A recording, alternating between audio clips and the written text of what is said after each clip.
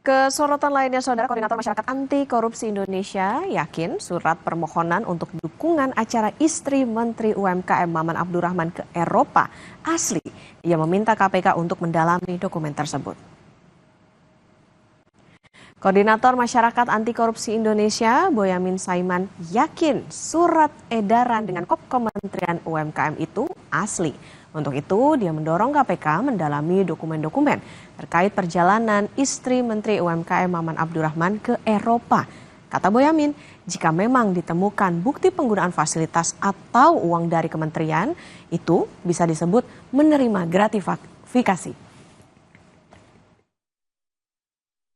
Berkaitan dengan rencana perjalanan istri Menteri UMKM ke Eropa, saya meyakininya benar adanya. Surat itu tidak palsu. Soal apakah yang bersangkutan sudah dapat fasilitas atau belum, yaitu didalami KPK.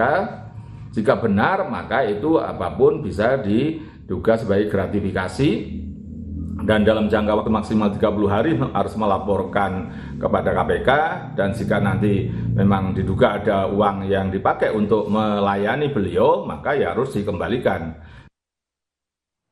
Sebelumnya, Menteri UMKM Maman Abdurrahman menjadi sorotan setelah beredarnya surat edaran dengan kop Kementerian UMKM mengenai kunjungan istri Menteri UMKM Agustina Hastarini akan melakukan kunjungan ke beberapa negara Eropa dan meminta dukungan agar mendampingi istri Menteri UMKM beserta rombongannya. Setelah viral di media sosial, Menteri Maman datang ke gedung KPK untuk mengklarifikasi hal itu. Maman bilang, tujuan istrinya berangkat ke Eropa untuk menemani anaknya mengikuti lomba di Eropa.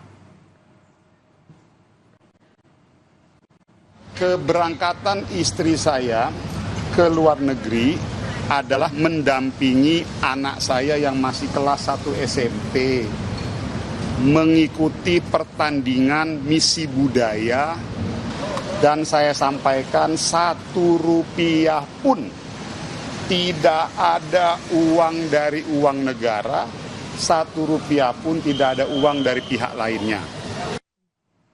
Sementara itu, Saudara, Gubernur DKI Jakarta Pramono Anung menegaskan fasilitas olahraga padel dikenai pajak 10% karena masuk ke dalam objek pajak barang dan jasa tertentu, jasa kesenian dan hiburan.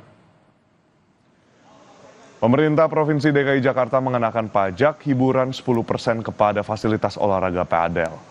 Adapun fasilitas padel yang dimaksud adalah lapangannya. Pemprov DKI memasukkan padel dalam kategori olahraga permainan yang menjadi objek pajak barang dan jasa tertentu PBJT untuk jasa kesenian dan hiburan. Pajak ini dikenakan atas penyediaan jasa hiburan kepada konsumen, termasuk penggunaan sarana dan prasarana olahraga yang dikomersilkan. Pramono menyebut pajak hiburan dikenakan bagi semua kegiatan untuk menghibur diri yang berbayar seperti padel, bulu tangkis, tenis, basket, dan lainnya.